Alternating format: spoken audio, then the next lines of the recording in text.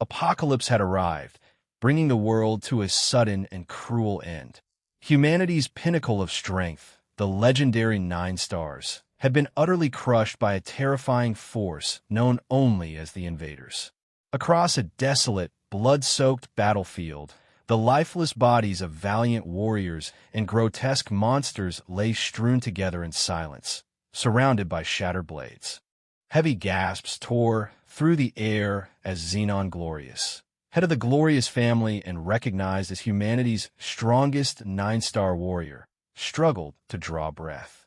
Surrounded by mountains of slain beasts and fallen allies, he gripped his sword tightly, asking his sole surviving companion if they were truly the only ones left standing.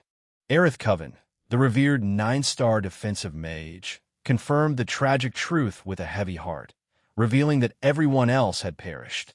Beside them lay the cold bodies of Liliana the Prophet and Galahad the Summoner, powerful heroes who had fallen without standing a single chance against the overwhelming enemy.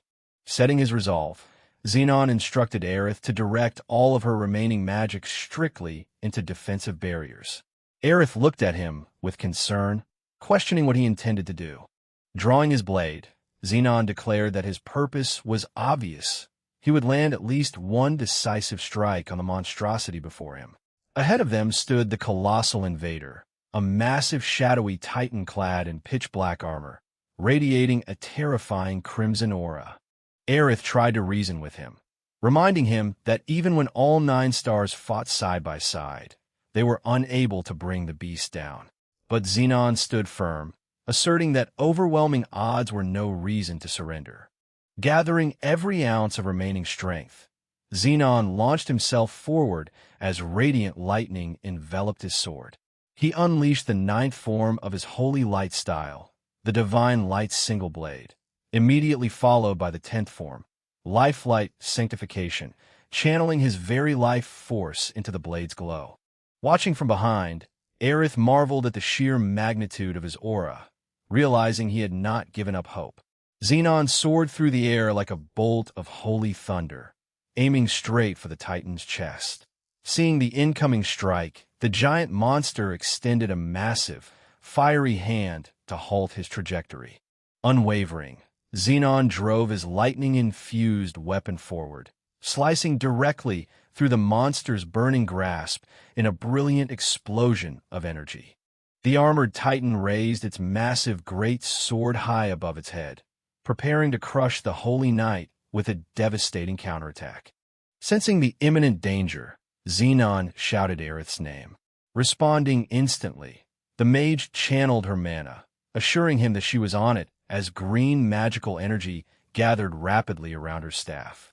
Shooting upward from the cracked earth, platforms of stone elevated into the sky. Zenon vaulted across the rising footholds, using them as steps to reach the towering Titan's height. The giant brought its heavy blade down with cataclysmic force, shattering the elevated earth below. Zenon leapt into the air just in time, narrowly dodging the crushing blow. Mid-air, Zenon rotated his body, his sword bristling with fierce electrical currents as he targeted the monster's head. The strike landed with incredible impact, unleashing a blinding burst of light against the Titan's helmet. Aerith gasped in awe, astonished by the sheer destructive force of his ultimate technique. As the smoke cleared, the towering Titan stood entirely unharmed, its glowing crimson eye burning through the dust. Aerith cried out in disbelief, but Zenon refused to yield, gritting his teeth and gathering even more power. The severe strain of overexerting his life force caught up to him, causing Zenon to cough up a torrent of blood as his body began to break down. Aerith pleaded with him to stop, warning that his body could no longer handle the extreme burden of his magic. Zenon defiantly shouted that he did not care, determined to push beyond his limits. Realizing he would fight to his death, Aerith swore under her breath and reached inside her robes. Aerith cast a binding spell, Light Prison, encasing Zenon in shimmering green rings of force. Trapped instantly, Zenon struggled against the magic, demanding to know what she was doing. Looking at him with absolute conviction, Aerith declared that he was humanity's final hope to save the world, and she would not permit him to die in this place. Zenon shouted back, arguing that if they failed to destroy the creature now, everyone would perish regardless. Aerith explained that was precisely why she was entrusting everything to him, expressing her unshakable belief that he possessed the power to change their hopeless future. She drew out an ancient golden pocket watch suspended on a chain. Zenon recognized the artifact in surprise as Aerith revealed it was a powerful magic heirloom handed down through a family line. Behind them, the giant titan began channeling a destructive spell circle, but Aerith used her magic to temporarily lock the creature in frozen time, noting that there was no time left for explanations. She demanded a promise from Zenon, urging him never to let the invaders prevail in the next life. Zenon watched in shock and horror as the realization hit him. The pocket watch flipped open, radiating an ethereal blue aura marked with glowing Roman numerals. Aerith implored him to succeed for the sake of everyone who had fallen, while Zenon desperately questioned her plan. Aerith declared that she was entrusting the future to him as humanity's final beacon of hope. Zenon thrashed against the binding spell, pleading for her to free him so he could fight by her side. The temporal hold fractured, allowing the giant's crimson spell to resume its charge. Offering a bittersweet farewell smile, Aerith triggered the artifact, enveloping Zenon in a blinding pillar of light that whisked him away from the battlefield. The Titan unleashed its catastrophic blast, annihilating the surrounding area. On the scorched earth below, the golden pocket watch shattered into pieces, its magic exhausted. Lying critically wounded amidst the rubble, Aerith coughed blood, relieved that the ritual had succeeded. In her final moments, she reflected on the mystic pocket watch, a divine relic capable of altering reality itself through the powers of reincarnation and time manipulation. She knew that Zenon's soul would travel back into the past, taking on a new life as someone else who possessed the potential to alter their grim fate. As the giant titan stood over her broken body with its sword raised high for a fatal blow, Aerith silently prayed for him to save the world, wishing deep in her heart for a better future. The massive sword came down with overwhelming force, ending her life in a flash of fiery destruction. Zenon gasped for air, calling out Aerith's name as he sat up in a soft bed. Clutching his aching head, he looked around a lavishly decorated bedroom inside a grand mansion, realizing he was residing in a high noble's estate as a result of Aerith's magic artifact. He stared down at his hands in confusion, wondering what had transpired. Suddenly, the bedroom door burst open. A young maid named Lydia rushed inside, asking if something was wrong. Zenon immediately demanded a weapon, so he could return to the battle against the invaders. Lydia looked at him bewildered, asking if he had suffered a terrible nightmare before addressing him as Master Noah. Puzzled by the unfamiliar title, Zenon questioned who Noah was and asked for her identity. Taken aback, she responded that she was his personal maid, Lydia.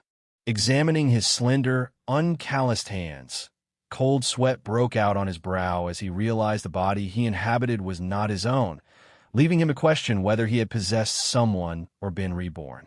Demanding clarity, Zenon asked where they were and who he was supposed to be. Lydia stammered in concern, worried about his strange behavior. She asked if his recurring fever was making him delirious once more, stepping closer as Zenon rose from the bed. Instantly closing the distance, Zenon grabbed Lydia firmly by the shoulders, demanding a straight answer. Frightened, Lydia explained that they were in an estate owned by the Duskool family, and that he was Noah Duskool, the fourth son. The name sent a shockwave through Zenon, prompting him to urgently ask for the current year according to the kingdom calendar. Lydia answered that it was the year 850. Stunned by the revelation, Zenon dropped to his knees as the number echoed in his mind. Connecting the pieces, Zenon realized that the magic tool had sent his soul back 10 years prior to the catastrophic invasion, granting him a decade of lead time before the war began. To his dismay, he had been reborn into the Duskool family. the notorious clan of wicked magic swordsmen and fierce rivals to his former lineage, the Holy Swordsman of Glorious. A knock interrupted his thoughts, and another maid, Selena, stepped into the room carrying a tray with a bowl of warm medicine. Selena stood alongside Lydia, offering the bowl with a gentle posture. Selena presented the bowl, noting that it was his usual dose, specially prepared by Master Skull out of apparent concern for his frail health. Zenon took the bowl, staring down into the dark. Bubbling liquid as a subtle shimmer caught his attention. Without hesitation, Zenon hurled the bowl onto the floor, shattering the porcelain and splashing the liquid across the tiles. Lydia shrieked in shock at his abrupt outburst. Heavy footsteps echoed as 3 stern men in dark uniforms entered the room. Their leader offered a formal greeting to the young blade of the Duskool family, while Zenon demanded to know who they were. The lead subordinate explained that they had heard a suspicious noise and came to check if anything was amiss. Glancing down at the spilled liquid, the man questioned how Noah could discard Master Skull's generosity, adding that he would immediately prepare a fresh batch. Zenon sneered, telling him not to play games. The subordinate countered coldly, asking if the fever had caused him to lose his mind, stating he would not tolerate disrespect toward Master Skull. Zenon challenged him to drink the brew himself, declaring that the concoction was nothing more than poison. The subordinates flinched in surprise at his accusation.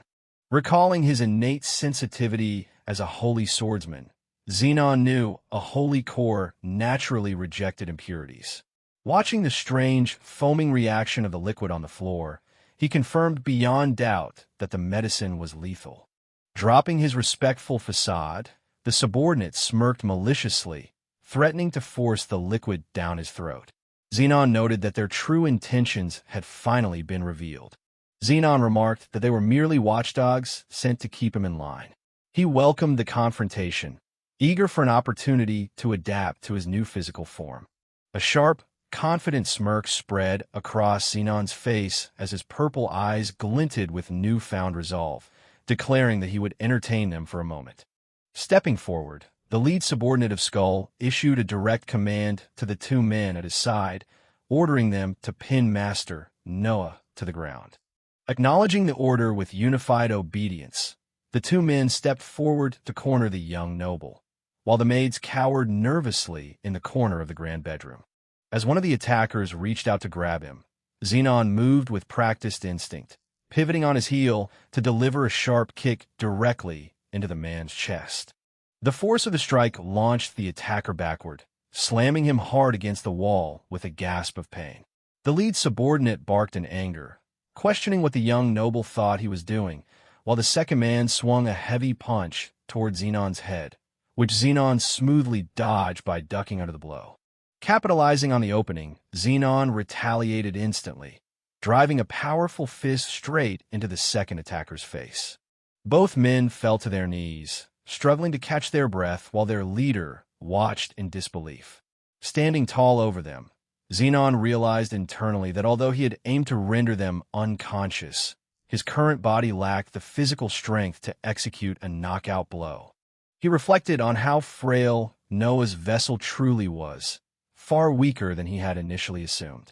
He questioned why anyone would go to such lengths to poison someone so weak, resolving to uncover the truth once he dealt with the immediate threat. Growing impatient, the lead subordinate instructed his men to finish the job regardless of how rough they had to get. Drawing their swords, the 2 recovered attackers shouted in agreement as they re-engaged, weapons held ready. Suddenly, an ethereal blue interface materialized in front of Zenon's eyes.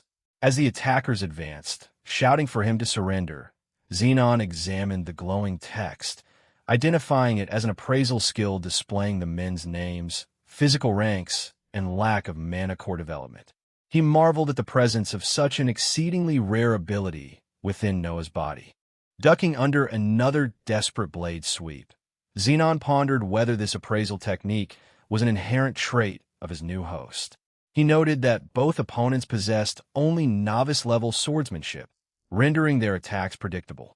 One of the men brought his blade down in a heavy vertical slash with a fierce battle cry, but Zenon effortlessly stepped aside, letting the steel slice harmlessly through empty air. Before the man could recover his posture, Zenon executed a fluid spin kick, striking him with enough momentum to send him sprawling across the floor. Intercepting the falling warrior's weapon in midair, Zenon seized the sword by the hilt and immediately raised it to parry a strike from the second attacker, locking their blades together in a shower of sparks. With a decisive twist of his wrist, Zenon shattered the opponent's blade in half and threw him backward, leaving the surviving mage gasping in shock at the display of skill. Watching from a distance, the lead subordinate folded his arms and mockingly remarked that a member of the Duskool lineage still possessed fight regardless of his sickly state. Sword in hand, Zenon confronted him directly, challenging him to step forward and fight instead of hiding behind his men. Before the man could respond, a violent spasm struck Zenon's chest. Dark purple vapors began erupting from his skin as he realized with shock that the vessel's internal mana core was reacting violently. He recalled that the mana core served as the dark energy source exclusive to the magic swordsman of the Duskool family, whereas his own original strength derived from the light-infused holy core of the Glorious family. Under normal circumstances, these two opposing energies could never inhabit the same body without inflicting total destruction. Observing the dark aura enveloping the young noble, the lead subordinate sneered, noting that the mana core was finally going berserk. Believing Noah's life was effectively over, he decided to reveal the truth behind his condition. He explained that the regular medicine Noah had been receiving was actually a specialized poison engineered to dangerously overstimulate and corrupt the mana core. He added that Noah's body was being consumed from within by volatile mana, and that the physical exertion of combat had triggered its final berserk state. Zenon gripped his forehead in agony as dark purple flames continued to surge around him. Recognizing that an unrestrained explosion of energy would tear his physical form apart, Zenon knew he had to gamble everything on his body's ability to endure an unprecedented experiment. Attempting something he had never tried before, Zenon channeled the residual light of his soul's holy core to actively suppress and stabilize the chaotic mana core, causing golden electrical arcs to interlock with the purple aura surrounding his blade. The lead subordinate dismissed his efforts as a futile struggle, drawing his own weapon and adopting a low stance to initiate the first form of the Yuan style.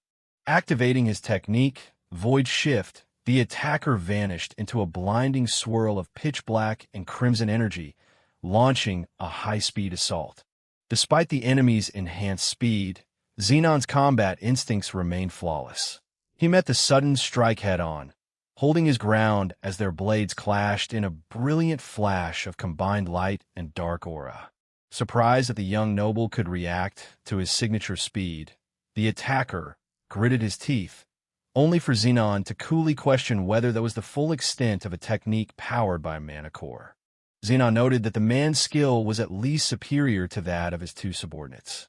Utilizing his appraisal ability, he confirmed the opponent was named Oscar Gray, a combatant holding 3-star martial proficiency.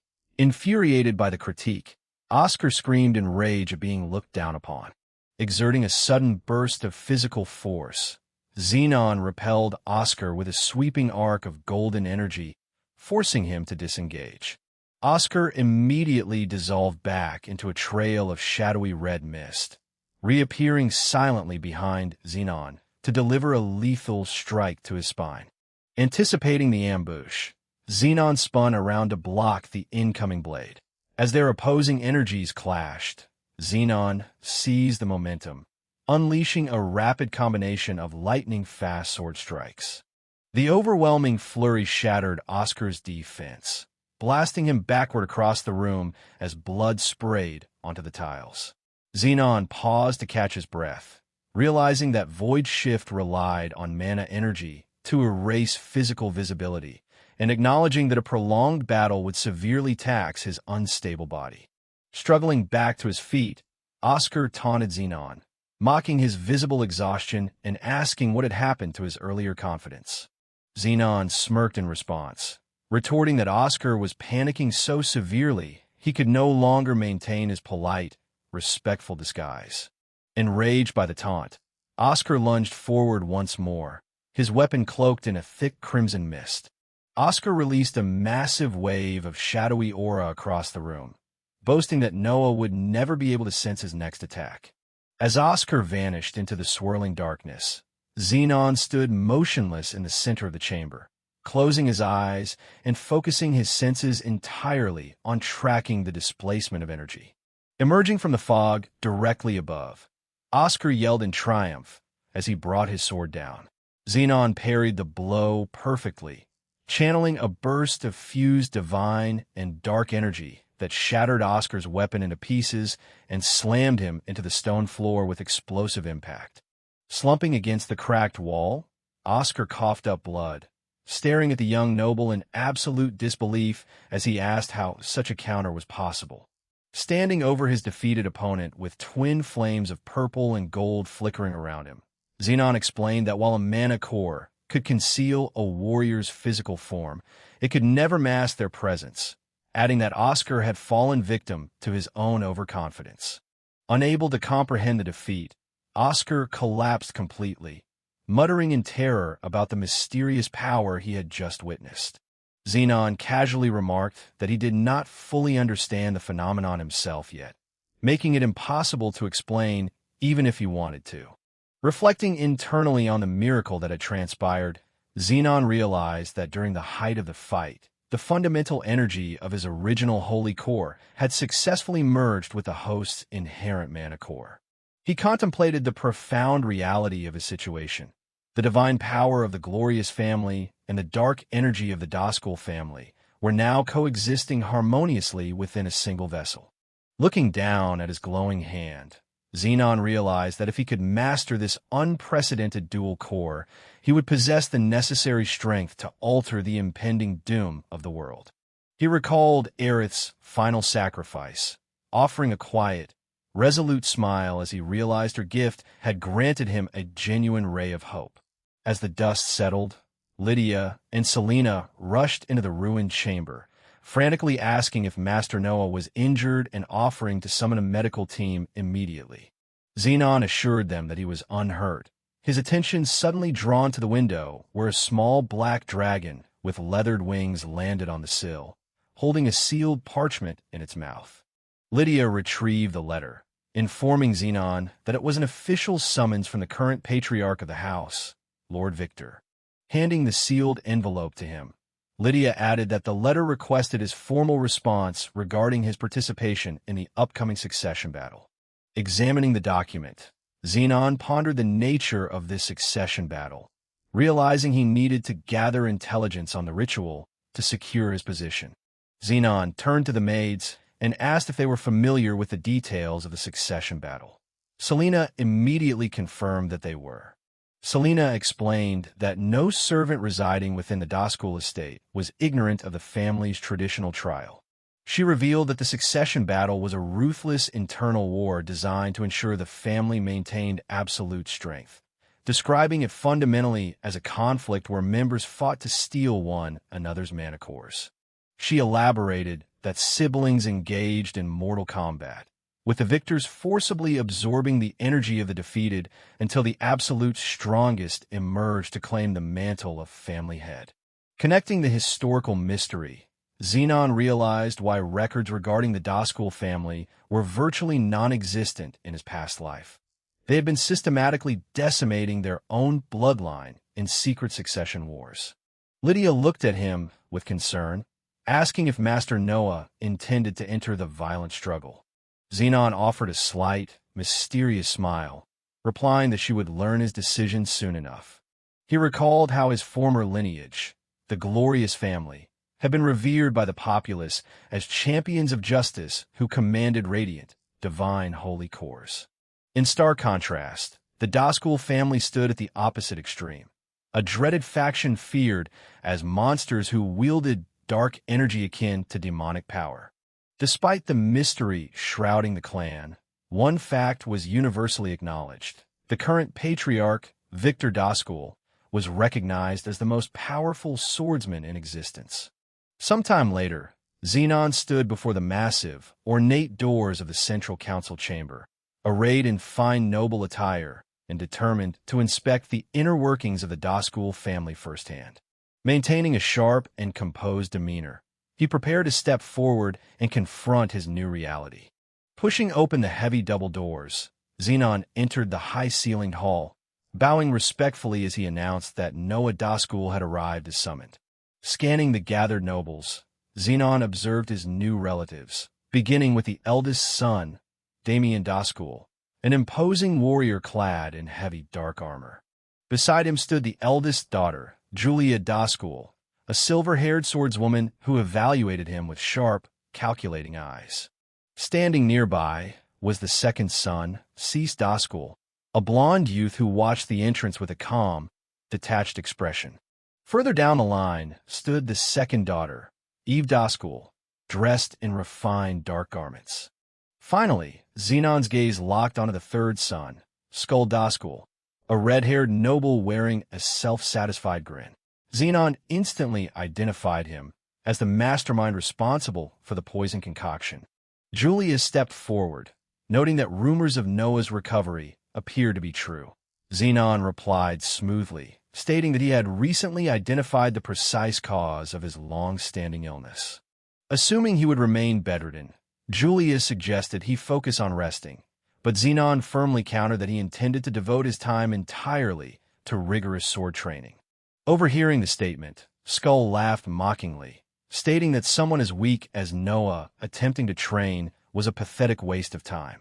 Zenon turned to face Skull directly, coldly commanding him to be silent and labeling him a coward who lacked the courage to confront him without hiding behind subordinates.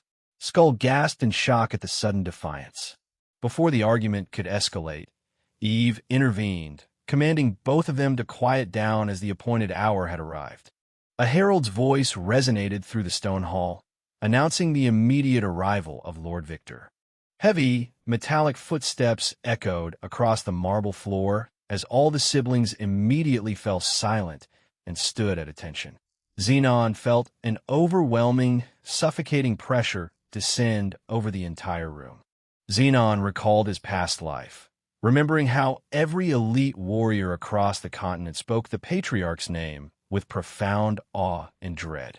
Entering the hall, Victor Duskool, a formidable 9-star magic swordsman and a reputed strongest living mortal, strode toward the dais. Seating himself upon a dark, jagged throne, Victor looked down at his assembled children and noted that everyone was present, receiving a unified bow of confirmation. Exuding absolute authority from his seat, Victor looked across the room and gravely declared that the family council had officially begun. Standing at the head of the great hall upon his elevated throne, Victor Duskool addressed his youngest son, explaining that he had summoned him to confirm his true intentions. Respectfully meeting his father's gaze, Zenon acknowledged the prompt. Demanding absolute clarity, Victor asked Noah to declare what he intended to achieve now that he had recovered from his long illness. Looking up with a confident, unwavering smile, Zenon declared that his goal was to emerge victorious in the Duskool succession struggle and stand at the very top. A powerful aura flickered in Victor's eyes as he reminded Noah that such an ambition was nothing short of an open declaration of war against every candidate gathered in the hall. Tightening his fist at his side, Zenon corrected his father, asserting that his statement was not merely aimed at the candidates, but served as a declaration of war against everyone present in the room. Glancing across the chamber at his older siblings, Zenon asserted that the rivals he needed to overcome were not limited to his brothers and sisters. Locking eyes directly with the Patriarch, Zenon boldly declared that his father was included among those he intended to surpass. In response, Victor released a suffocating wave of dark purple energy from his mana core that flooded the entire hall. The sheer pressure weighed heavily on the atmosphere, causing cold sweat to break out on Zenon's brow as he braced himself against the force. Surrounded by the surging aura, Victor questioned whether the boy truly intended to surpass his own immense power. Bracing his stance, Zenon confirmed without hesitation that he did. Victor pressed further, demanding to know why Noah sought such absolute strength. Zenon stood resolute against the crushing pressure. Zenon answered quietly that he sought ultimate power so that no one would ever have the ability to take anything away from him again. A broad, sharp grin broke across Victor's face as he expressed his approval, remarking that Noah possessed the ruthless ambition expected of a true member of the Duskool house. Raising his voice so it echoed throughout the grand hall, Victor formally announced that as of that day, Noah Duskool was officially entered into the succession struggle, challenging anyone with objections to step forward immediately. Silent shock and visible frustration rippled through the assembled siblings, with Skull looking particularly infuriated as Victor bellowed a final command for Noah to prove his hunger for power. Days later, Zenon engaged in rigorous physical conditioning in the estate's private courtyard, swinging a wooden practice sword with precise form to cleanly bisect heavy straw, training dummies in a single stroke. He reflected internally that while his physical condition had improved noticeably, he was still operating at a level where he could barely handle serious combat, noting that his raw physical strength was only part of the problem. He realized his mana holy core, a fusion of holy light and dark mana, could no longer support his old holy core techniques or Duskool arts. Appraising himself confirmed his 2-star ranks, though his true 9-star holy potential remained sealed. Knowing the danger of exposure, he vowed to conceal the hybrid core and his holy magic. A voice interrupted his thoughts as Julia Duskool approached, complimenting his sharp movements and noting that no one would suspect he had recently been bedridden. Turning to face his sister, Zenon asked what brought her to his training area. Julia explained that historically, their eldest brother Damien was the only child who had ever commanded their father's genuine interest, but Noah had now joined those exclusive ranks. She added that she naturally felt compelled to evaluate his progress firsthand. Zenon received her words calmly, observing her composed posture. Selecting a wooden practice sword from a nearby rack, Julia casually declared that they should begin their evaluation without further delay. Before Zenon could respond, Julia lunged forward with explosive speed, sweeping her wooden blade toward him. Surprised by her immediate aggression, Zenon called out her name as he instinctively ducked under the swift strike. Julia offered a competitive smile, asking if he had honestly believed she had come simply to engage in casual conversation, while Zenon gritted his teeth at her intensity. She pressed her attack with another heavy swing, forcing Zenon to raise his wooden sword in a desperate two-handed block that cracked the stone courtyard floor beneath their feet.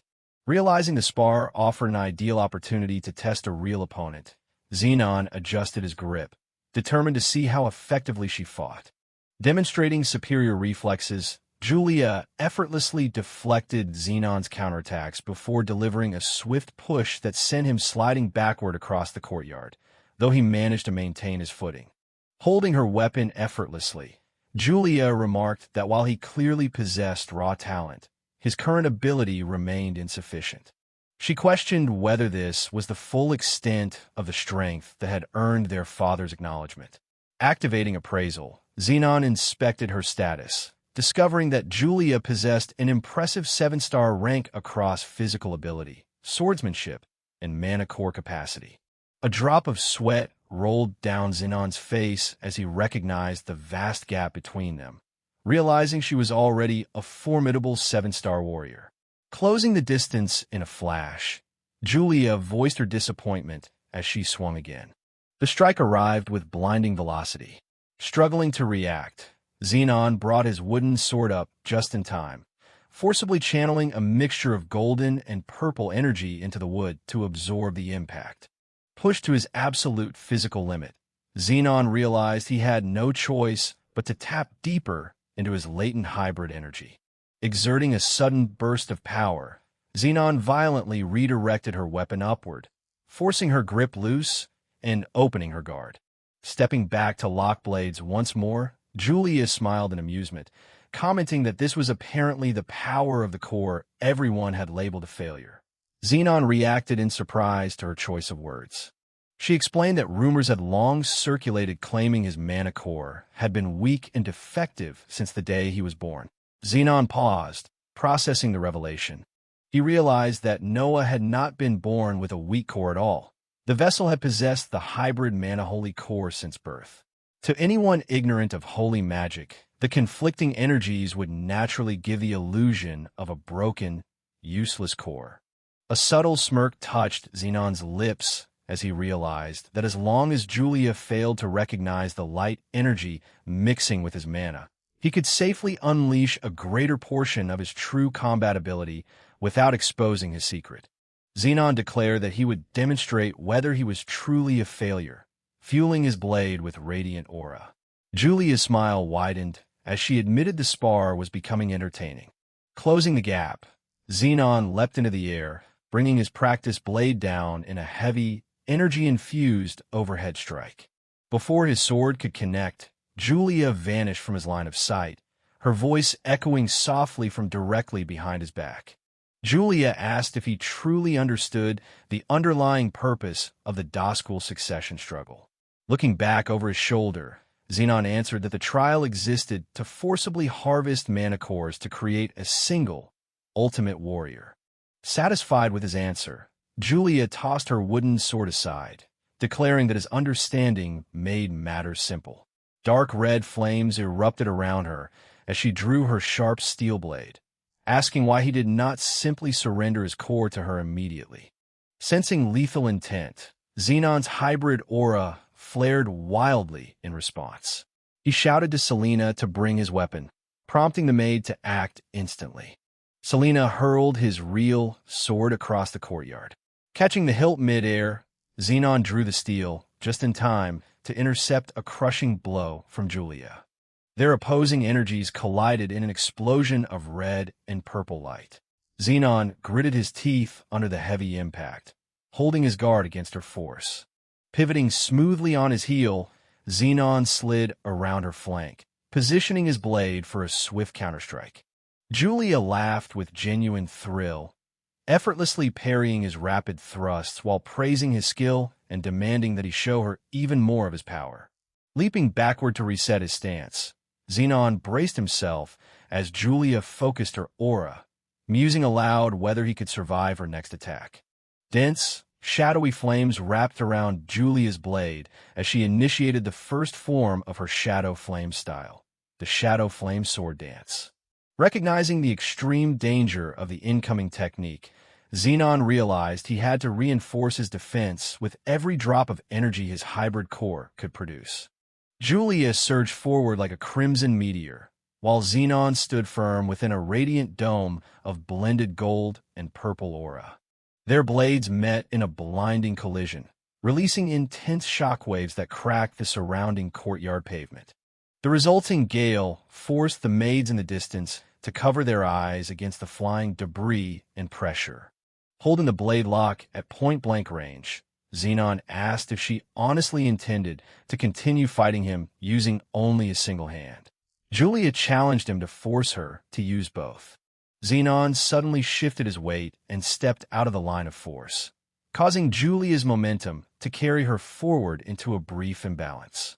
Capitalizing on the opening, Zenon raised his blade behind her unguarded back, preparing a decisive downward strike. Reacting with veteran instinct, Julia brought her offhand up to assist her sword arm, barely blocking his surprise strike from behind. Zenon smirked as their steel grated together, noting that she had finally been forced to use both hands. Taking the engagement seriously, Julia exerted her full 7-star physical power, executing a powerful strike that repelled Zenon and sent him flying through the air. Gritting his teeth against the impact, Zenon maneuvered mid-flight and dug his boots into the stone tiles, skidding to a halt while remaining on his feet. Shrouded in dark crimson aura, Julia watched silently. Zenon caught his breath, acknowledging internally that even with his hybrid core pushed to its current maximum output, he had barely managed to withstand her blow. Staring at his trembling blade, Zenon admitted to himself that the final exchange represented the absolute limit of his current energy capacity.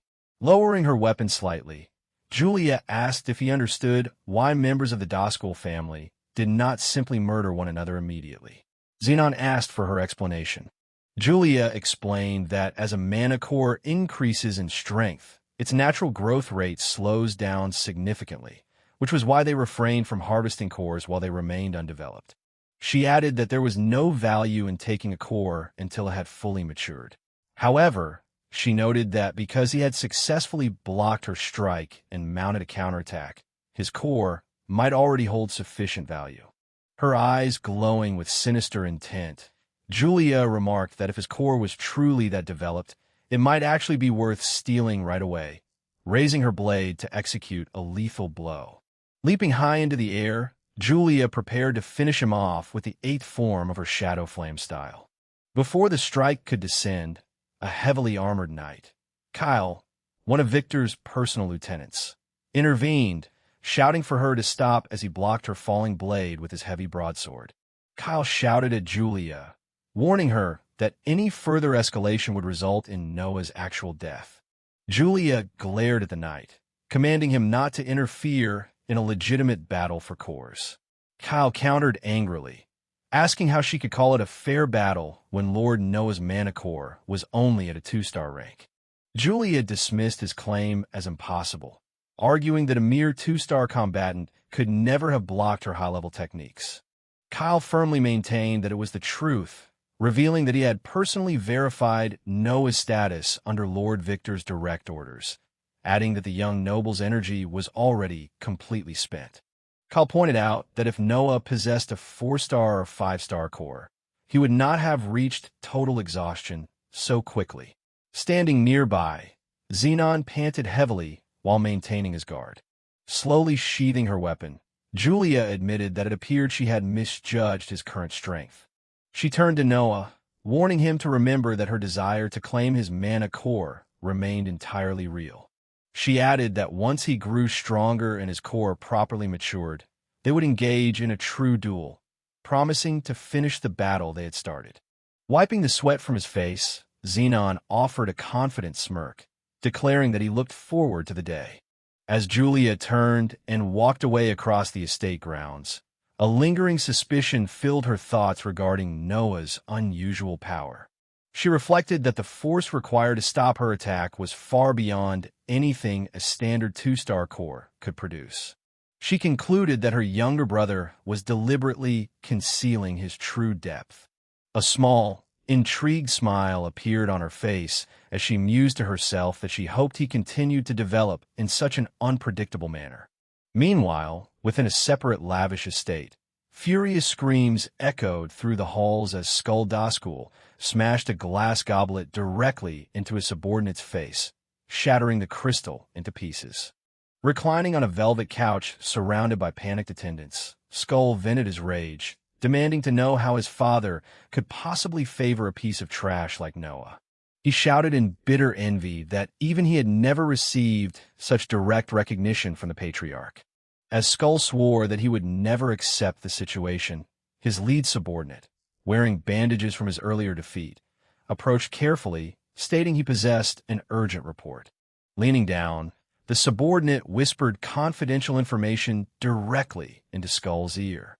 Skull's furious expression gradually transformed into a dark, malicious grin as he declared the news perfect, stating that a brilliant idea had just occurred to him. His eyes twisting with unhinged malice, Skull sneered sinisterly, warning Noah to prepare himself, as he would personally ensure he was dragged off the stage of the succession struggle. Approaching Noah in the grand courtyard, Kyle offered a respectful bow, apologizing for his delayed introduction and introducing himself as Lord Noah's newly appointed personal instructor. Surprised by the announcement, Zenon questioned the title. Kyle confirmed his role, explaining that Lord Victor believed it would prove boring if Noah were eliminated from the succession struggle early. Zenon realized internally that his father intended for him to make up for the time he had lost while bedridden. Activating his appraisal ability, Zenon evaluated Kyle's attributes, noting his high 7-star physical ability, 8-star swordsmanship, and 6-star mana core capacity. Zenon acknowledged to himself that the man's qualifications were more than sufficient. Zenon asked if they were to begin training immediately. Holding out a sealed document, Kyle admitted that immediate instruction was an option, though another matter required attention first. Handing over the official letter, Kyle stated that Lord Victor had issued a direct command. Zenon broke the seal and read the directive, which ordered them to investigate and neutralize an active mana pool. He recalled that a mana pool represented a catastrophic anomaly where ambient mana concentrations spiked uncontrollably, spawning hordes of aggressive beasts until the dominant monster acting as the area's lord was slain.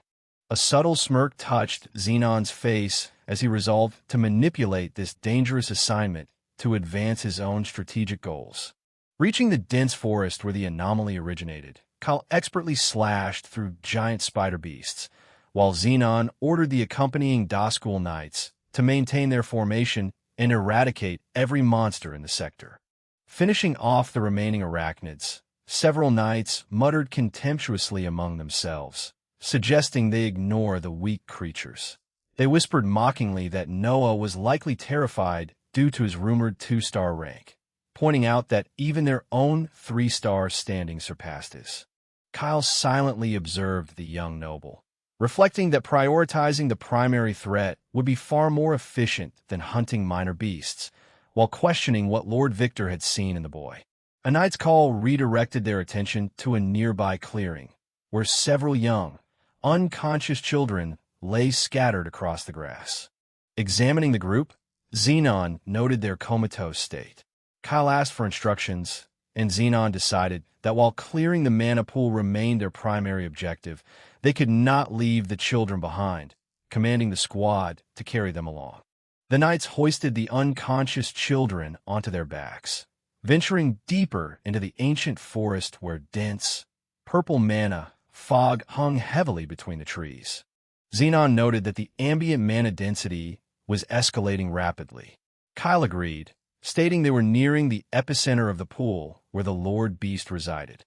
Without warning, a massive, heavily armored Scorpia emerged from the thickets.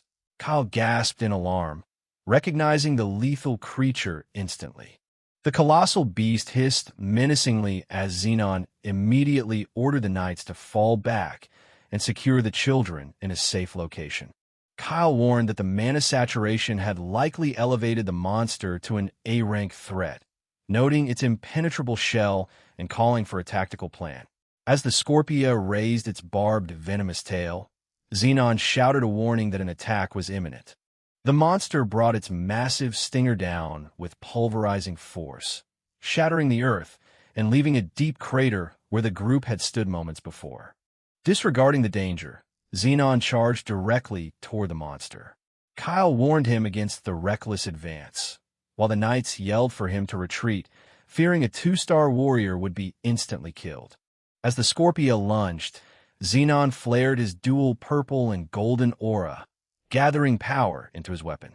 Intercepting the monster's crushing claw strike, Zenon parried the blow with a precise sweep of his sword, dispersing the impact in a shockwave of light and dark energy.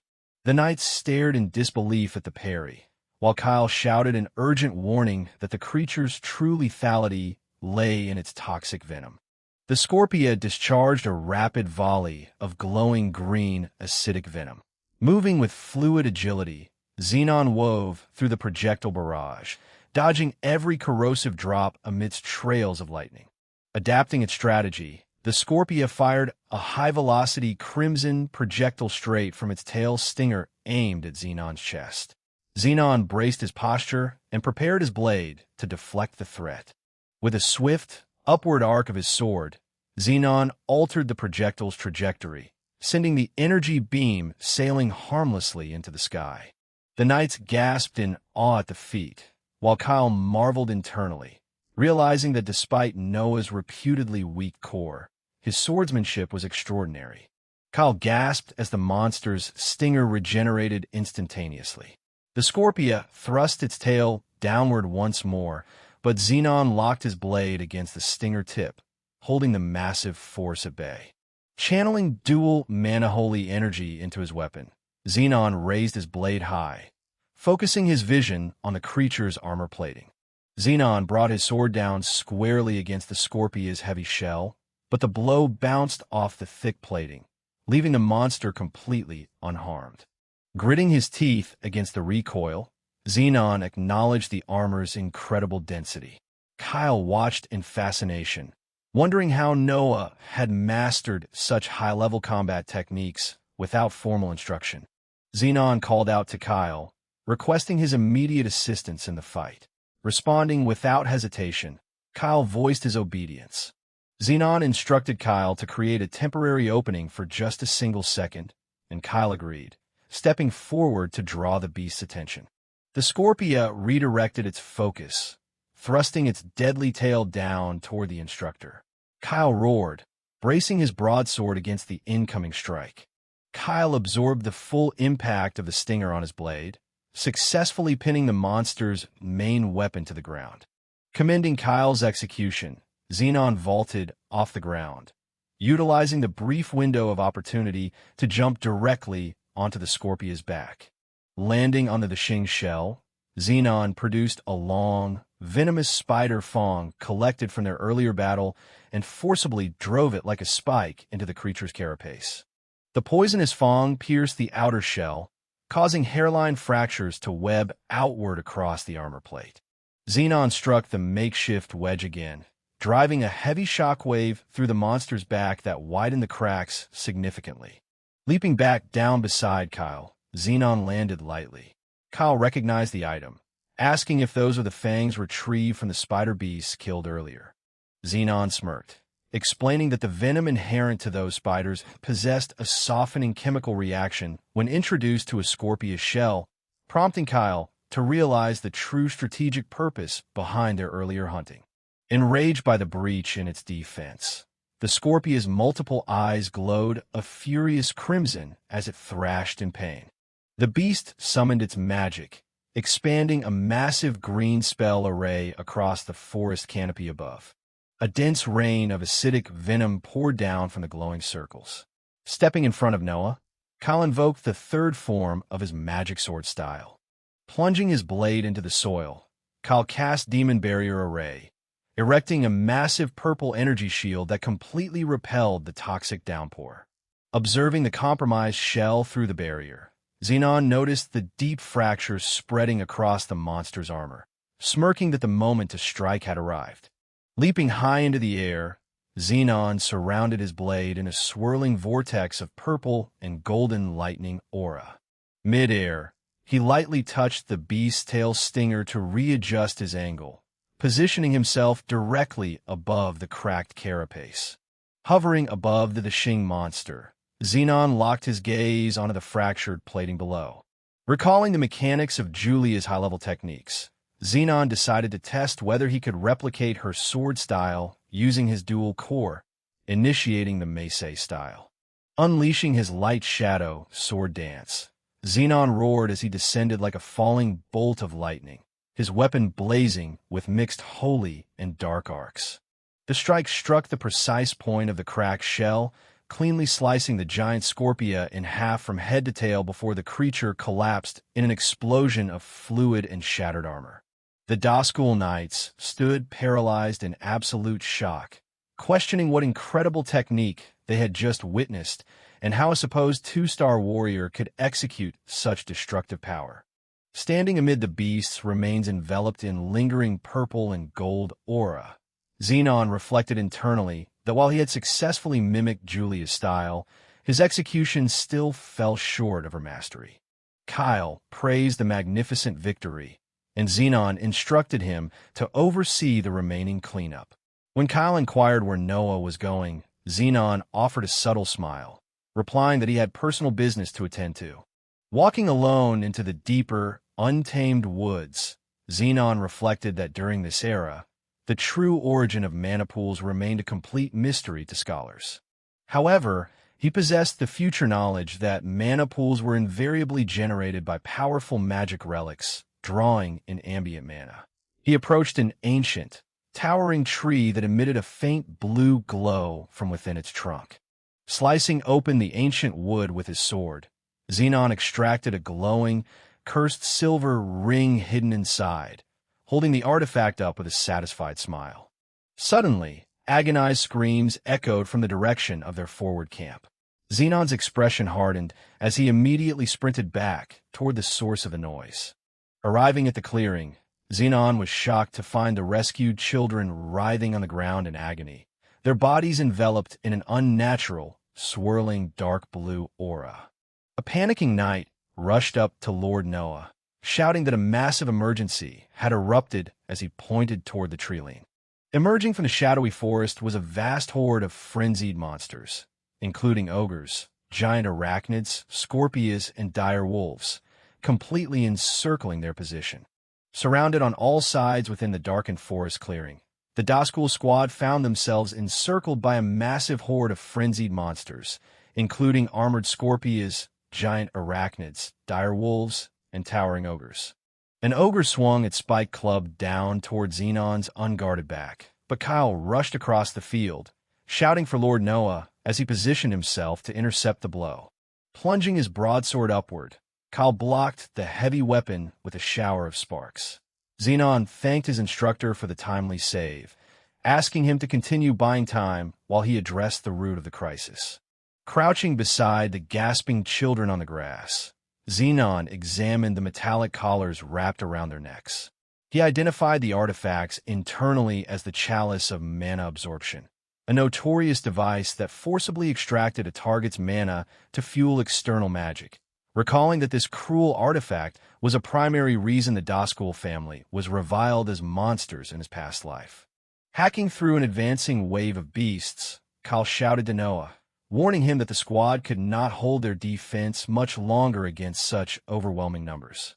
Determined to resolve the situation, Zenon resolved to channel his unique mana-holy core energy into the collar's feedback loop, intending to trace the magical link straight to the operative controlling the array. Closing his eyes, Zenon injected a thread of purple and gold energy into the metallic band. The magical pulse tracked back through the forest canopy, highlighting the outline of a masked assassin concealed high in the branches, prompting Zenon to confirm internally that he had located his target. Instructing the squad to protect the children in his absence, Zenon announced he would return shortly. Drawing his sword, he darted into the horde, severing ogres and wolves with lightning-fast, arc-shaped strikes. Sprinting through the dense woodland at high speed, Zenon skidded to a sudden halt in a quiet glade, calling out into the canopy and demanding that the hidden assassin step out and reveal himself. From the high branches above, a masked assassin leapt down with his blade raised for a fatal overhead blow. Sensing the incoming drop, Zenon smoothly stepped aside, letting the assassin's sword crash harmlessly into the earth. Stepping back onto the grass, the assassin, Darius, expressed surprise that Noah had detected his presence, remarking that he was truly a member of the Duskool lineage despite his reputation as the family rut. Zenon demanded to know who had hired him. Darius sneered, asking if Noah honestly expected a straight answer, to which Zenon replied with a confident smirk, stating he would make him eager to talk. Darius lunged forward, swinging his blade in a powerful strike that Zenon met head-on, their weapons locking together in a vibrant clash of sparks and energy. Gazing into Zenon's glowing eyes, Darius asked in disbelief if the strange power he felt was a mana core. Zenon coolly deflected the question, replying that he was still discovering the limits of the power himself. Creating distance, Darius activated the second form of the Yuan-style, dark mist flying blade, releasing a deadly barrage of crescent-shaped red and black aura blades toward his opponent. Zenon parried and dodged the incoming projectile wave, though the kinetic force pressed against his guard. While holding his ground, Zenon triggered appraisal to inspect the assassin's status. Darius mockingly asked what had happened to his earlier bravado, unaware that Zenon was evaluating his status window, which revealed him as Darius the Hard, a 4-star physical combatant with 5-star mana core capacity. Zenon analyzed Darius's profile internally, noting that his swordsmanship was amateurish compared to his mana core output, concluding that closing the distance would secure his victory. Darius unleashed another wave of energy slashes, but Zenon parried the red arcs aside, using the momentum to spring high into the air toward his opponent. Descending with an overhead strike, Zenon brought his blade down, forcing Darius to raise his weapon in a desperate two-handed block that shook the glade. Darius boasted that the straightforward attack was easy to handle. Unfazed, Zenon softly whispered the name of his technique, initiating the Meisei style. Activating Dark Light Shift, Zenon combined light and dark energy to instantly teleport behind Darius. Darius gasped in shock as he realized his target had vanished from his field of vision. Darius frantically tried to turn, but Zenon was already swinging, declaring him too slow as his lightning-coated blade sheared through Darius's weapon, snapping the steel in half. The follow-through strike carved a deep slash across Darius's chest, causing him to cough up blood and stagger backward as his broken sword clattered onto the grass. Clutching his bleeding wound, Darius asked in disbelief how Noah possessed such a high-tier movement technique. Zenon stood over him, wrapped in swirling purple and gold energy. Zenon reflected internally that his spar with Julia had revealed the true nature of his mana-holy core, which retained the properties of both light and dark lineages, allowing him to replicate techniques from both the Glorious and Duskool families once he understood their underlying principles. He contemplated further that simple imitation was merely a stepping stone, and that mastering abilities unique to the mana-holy core would unleash its ultimate potential. Lowering his sword toward the fallen assassin, Zenon offered a cold smile, demanding to know who had issued his orders. Darius's expression twisted into desperation, snarling that if Noah believed the fight was over, he was severely mistaken. Darius produced a small metal vial and swallowed its contents. Zenon watched intently, questioning the nature of the liquid as Darius began groaning in agony while his body swelled. A dark aura erupted from Darius as his skin turned a mottled green. His teeth elongated into sharp fangs, and his muscles expanded, completing a grotesque monsterification transformation with a roar. Zenon reacted with shock, recognizing the forced monsterification process taking place before his eyes. The transformed Darius lunged forward on all fours, swinging his massive, clawed hands toward Zenon at blinding speed. Darius brought his heavy claws down, and Zenon barely raised his sword in time to block the blow, the shockwave rippling through the surrounding glade. Zenon gritted his teeth under the crushing weight, realizing the beast's power and speed had multiplied exponentially. Darius opened his fanged jaws wide, laughing maniacally as he attempted to bite Noah's head off. Zenon slipped out of the way, just as the jaws snapped shut where his neck had been a second prior. Darius unleashed a relentless barrage of claw swipes, but Zenon maneuvered fluidly across the terrain, parrying and dodging every heavy strike. Darius slammed his fist into the soil, creating a deep crater, but Zenon vaulted high into the air to avoid the ground impact. Flipping in midair, Zenon landed in a low, balanced stance, his eyes fixed on the monster's next movement. Zenon realized internally that continuous evasion was unsustainable and that he needed to create a decisive opening. Darius taunted him, asking if he was despairing over their gap in strength. Darius lunged again with raised claws, shouting that he would end the battle immediately. Zenon remained completely calm, his expression hidden in shadow. As the massive claw descended to crush him, Zenon raised his hand, activating the magic ring on his finger.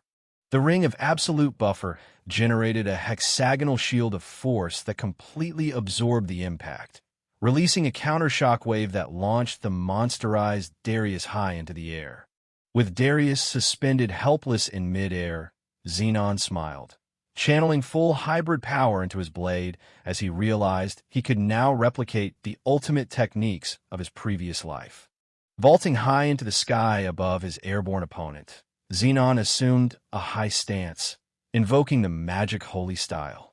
Zenon unleashed Divine Blade, bringing down a towering beam of golden and purple light that sliced cleanly through Darius's monster form, bisecting the beast in an explosion of radiant energy. Zenon landed lightly on the grass as the monster's remains dissolved into ash, exhaling a heavy sigh and acknowledging that the ring's defense had saved him. He inspected the ring of absolute buffer on his finger, reflecting on its ability to nullify a single fatal attack while generating a powerful kinetic shockwave. Sheathing his sword, Zenon decided it was time to return to Kyle and the squad. Back at the primary clearing, Kyle and the knights fought exhaustedly against the relentless monster horde, with Kyle panting heavily as he reached his absolute limit. An ogre raised its heavy spiked club over Kyle's head. Expecting the fatal blow, Kyle closed his eyes, only for the weapon to freeze completely in mid-air, leaving him bewildered. To the squad's astonishment, the entire horde of monsters suddenly disengaged, turning around and walking peacefully back into the forest. Kyle gasped in relief, while the knights questioned what had caused the sudden retreat. Zenon emerged from the tree-line, asking if everyone was unharmed. Kyle looked up, confirming that they had survived the onslaught. Kneeling beside the unconscious children, Zenon informed Kyle that he had eliminated the individual responsible for driving the monsters into a frenzy. Kyle reacted with shock, asking if he had located the caster. Zenon confirmed the kill, noting that he was unable to learn who had financed the hit. Channeling his mana holy core, he severed the dark energy collars from the children's necks, freeing them from the draining curse as their breathing normalized. Later that afternoon, Zenon walked along the grand promenade toward the central estate. He reflected bitterly that innocent children had almost died as collateral damage in the plot against him, firmly resolving to identify the mastermind behind the attack. Recalling information provided by his maid Lydia, he remembered that his sister, Duskool, operated as the family's premier information broker and likely held valuable intelligence. Zenon decided his first priority was to secure a lead. As he approached the inner estate, a stern voice commanded him to halt. Standing in the pathway with a hand in his pocket was his brother, Duskool, who coldly declared that regardless of their blood relation, he would not permit Noah to enter. Standing outside the promenade of the inner estate, Zenon faced his brother Cease, reflecting on their sister Duskool, who served as the clan's secretive master information broker. He recalled Lydia's advice after his return, remembering her assurance that if anyone in the realm knew who had targeted Noah and the children, it was Eve. Flaring his dual purple and golden aura, Zenon instructed Cease to step aside. Cease stood his ground, explaining that as Eve's personal bodyguard, he could not permit entry to someone radiating such obvious bloodlust, prompting Zenon to reply that he merely sought a conversation with their sister. Cease shouted back that he refused to believe his peaceful claim. Zenon narrowed his eyes, gripping his sword hilt as he processed the resistance. Drawing his blade as dark lightning crackled around his arms, Zenon declared that if passage was denied, he would force his way through. Cease clicked his tongue in irritation, drawing his own weapon and accepting the challenge. Launching himself off the stone tiles, Cease leaped toward Zenon with his sword raised high. Zenon met the incoming blow head-on, their blades locking together in a brilliant shower of sparks and energy. Exerting his physical strength, Zenon shoved Cease backward, forcing him to slide across the courtyard pavement until he regained his balance. Gathering dark red energy into his palm, Cease slammed his fist into the stone floor, invoking Stone Lance as massive, jagged earth spears erupted from the tiles toward Zenon. Zenon moved fluidly, striking and parrying the rising rock spires with his sword, shattering the stone into flying fragments. Cease immediately cast Rock Blade, crushing Fong, pulling a massive greatsword constructed entirely of solid stone directly out of the cracked ground, surprising Zenon with the earth manipulation magic. Cease closed the distance rapidly, wielding the heavy rock sword in a sweeping arc. Zenon dodged and countered with rapid agility, their weapons clashing in a series of bright, energetic bursts. Cease unleashed another powerful horizontal slash, which Zenon ducked beneath, while keeping his blade raised in defense. Zenon analyzed Cease's combat rhythm, realizing his erratic attack patterns made close-quarters engagement risky without a clear strategy. Activating appraisal, Zenon evaluated his profile, noting Cease possessed 8-star physical ability, 8-star swordsmanship, and 5-star magic proficiency. Zenon noted that Cease mana core was surprisingly low compared to his martial stats, concluding that he relied on combining elemental magic with swordsmanship to cover his core limitations. Deciding to engage in a direct contest of power, Zenon initiated Meisei style, channeling his dual core into the light shadow sword dance. A massive pillar of purple and golden aura erupted into the sky. Cease stared at the display in shock, questioning if such vast power truly originated from Noah's core. Leaping back to prepare his own ultimate counter, Cease invoked the second form of the Irai style, Black Thunder Moment, wrapping his blade in thick dark red electricity. Zenon recognized the Irai style, recalling his instructor Kyle's prior lessons detailing the distinct combat styles maintained by the various Duskool branches. Zenon noted that the Irai style specialized in extreme velocity and was reputed to produce unavoidable strikes. Cease smirked, remarking that Noah had clearly studied his theory. Cease added that theoretical knowledge meant nothing against real execution, surging forward as Zenon roared a challenge and braced his blade. Cease unleashed a massive, rushing wave of red lightning along the stone floor, but Zenon charged directly into the path of the incoming strike. Shouting with full force, Zenon sliced his energy-infused sword straight through the middle of the dark red lightning wave.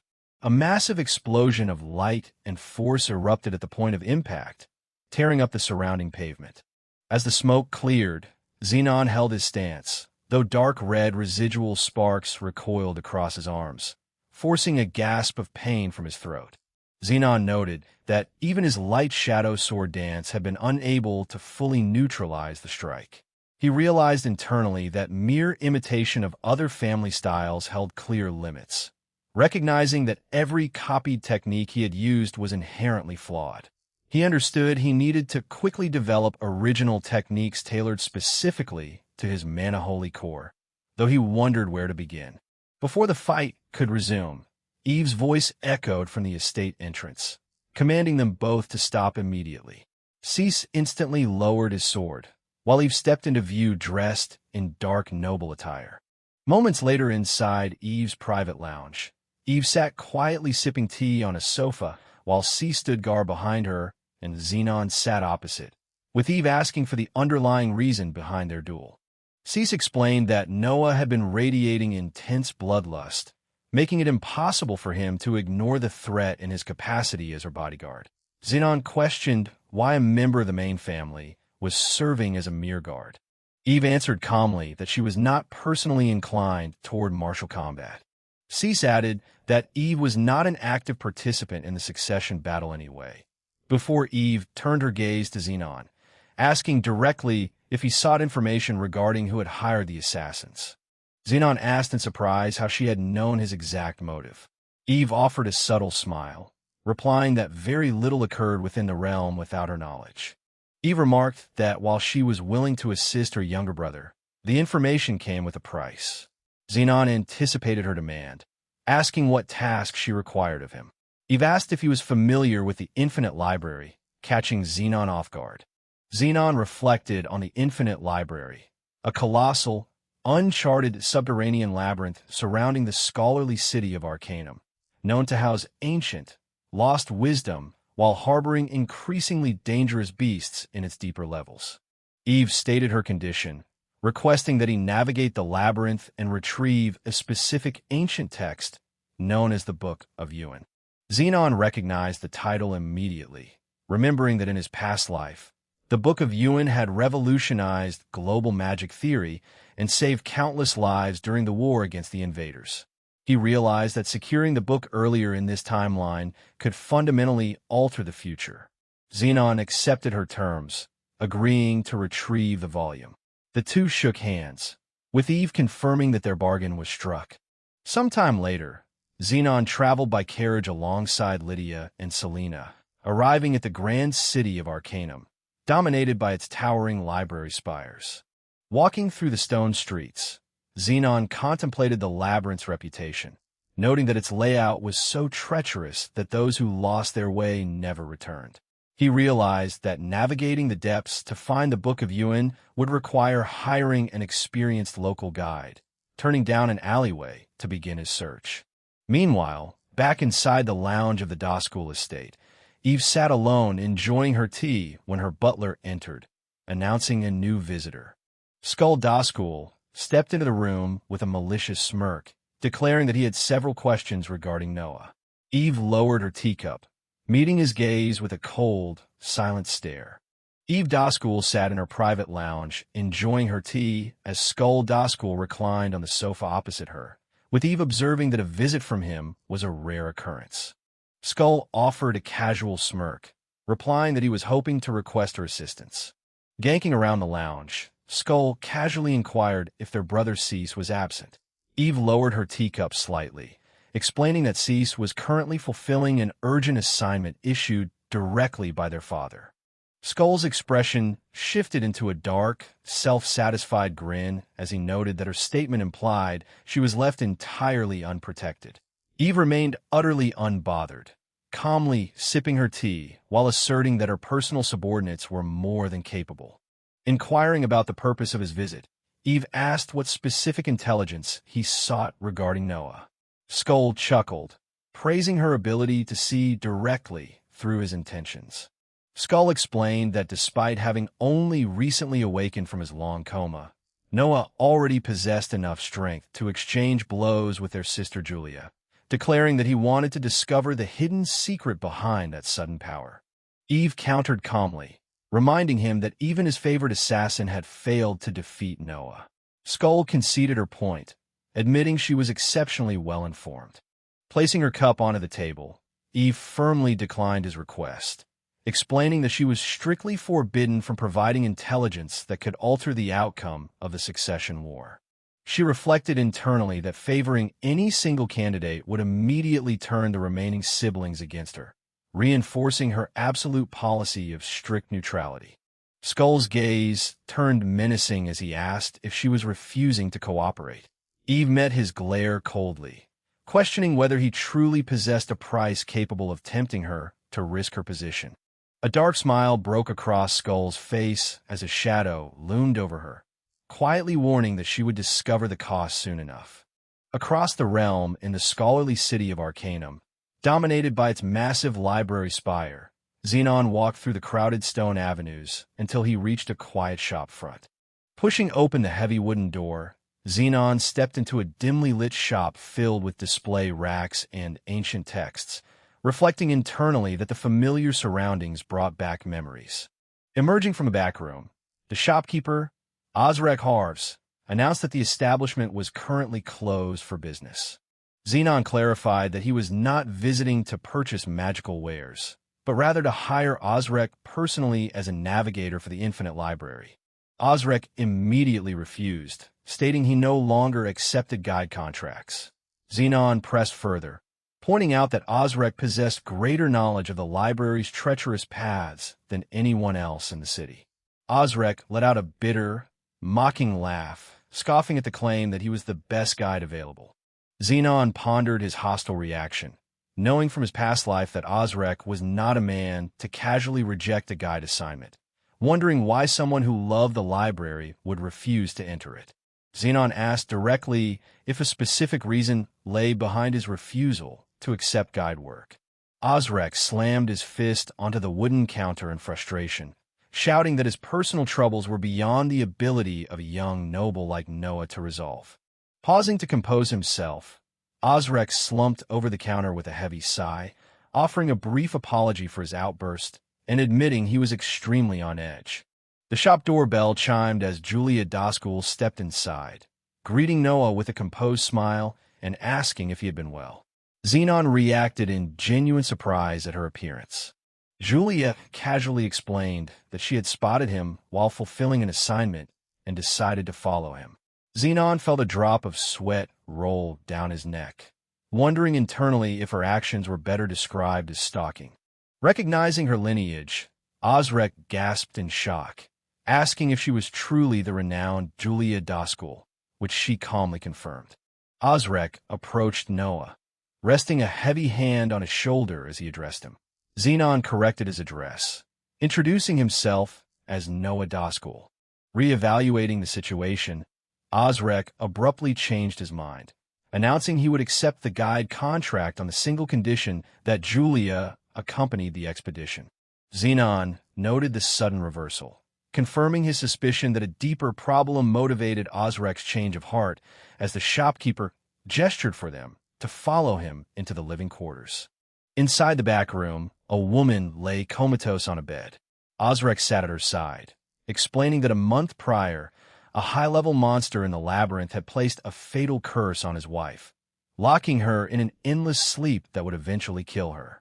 Julia observed that eliminating the caster served as the most direct method to break the curse. Osrek agreed, though he added bitterly that every mercenary team he had hired thus far had been slaughtered within the dungeon. Bowing deeply toward Julia, Osrek implored her to lend her legendary swordsmanship to save his wife's life. Julia replied that she had no objection to assisting, though she maintained her own terms. Turning toward Noah with a knowing smirk, Julia declared that Noah would be actively fighting alongside them to slay the cursed beast. Resting a hand on Noah's shoulder, Julia added that observing his real combat performance was her sole condition for joining the party. Zenon realized internally that Julia still harbored deep suspicions regarding the true nature of his power. He turned to Osrek, assuring him that they were relying on his guidance to navigate the depths. Reinvigorated by the agreement, Osrek raised a determined fist, promising to lead them expertly through the maze. Gathering outside the massive stone entrance of the Infinite Library Tower, Zenon asked Julia if her participation in his excursion interfered with her official family duties.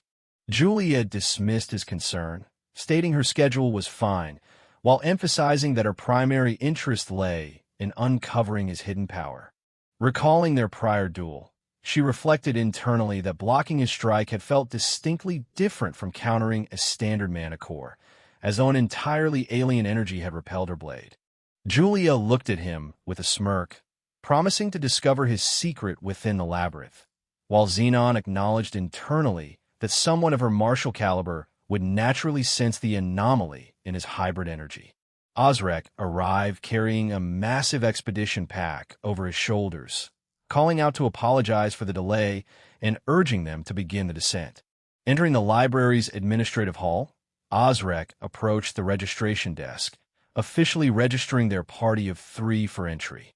Nearby mercenaries whispered among themselves upon recognizing Osrek, expressing sympathy for the young nobles and assuming they would become his next fallen employer. Standing before the colossal stone doors of the Infinite Library, Osrek placed his palm against the ancient runic lock, causing the massive gates to hum with blue light and rumble open. Crossing the threshold, the party entered a vast, cavernous interior filled with towering bookshelves that stretched infinitely into the shadows above. Julia gasped in quiet awe at the immense scale. Julia admitted she understood why a navigator was required, comparing the sprawling shelves to a massive stone maze. Suddenly, Zenon's eyes widened in shock as he spotted a massive ancient mural carved into the distant stone wall, recognizing a depiction of the colossal black-armored Titan invader. Staring at the depiction of the Titan that had brought about the end of his original world, Zenon realized internally that he had missed the artwork during his past life, concluding that clues regarding the invaders' origins and weaknesses were preserved directly within the library. A firm smile crossed Zenon's face as he resolved to move forward, confirming internally that their primary objective remained the recovery of the Book of Profundity. Stepping into the cavernous aisles of the Infinite Library's first floor, Osrek led the way between towering rows of ancient bookshelves, inquiring where Zenon believed the Book of Yuan was housed while noting that rarer volumes resided on deeper levels. Consulting his map as they walked, Osrek explained that the Book of Yuan was classified as a forbidden tome in the neighboring kingdom's national archives, estimating its location around the 20th floor. Zenon contemplated the 20th floor internally, recalling that it represented the absolute limit of human exploration in the dungeon's history. Up ahead, a glowing blue magic circle materialized on the marble floor.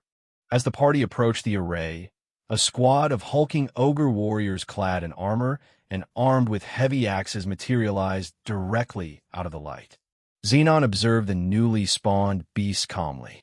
Osrek explained that monsters consistently guarded the plaza gateways connecting to deeper floors, asking if Noah and Julia could handle the encounter. Zenon replied that it posed no difficulty, drawing his blade with practiced speed. In a blinding arc of purple and golden lightning aura, Zenon dashed through the ogre formation. Zenon landed smoothly in a low stance behind the beasts as their severed heads tumbled from their shoulders, their heavy bodies collapsing onto the stone tiles. Julia observed the swift decapitations with an amused smile, suggesting they continue their descent, while Osrek stared in stunned silence at the young noble's speed. Reaching the 10th floor, Osrek carried a flickering lantern along a curved balcony, whispering for his companions to keep the upcoming route secret.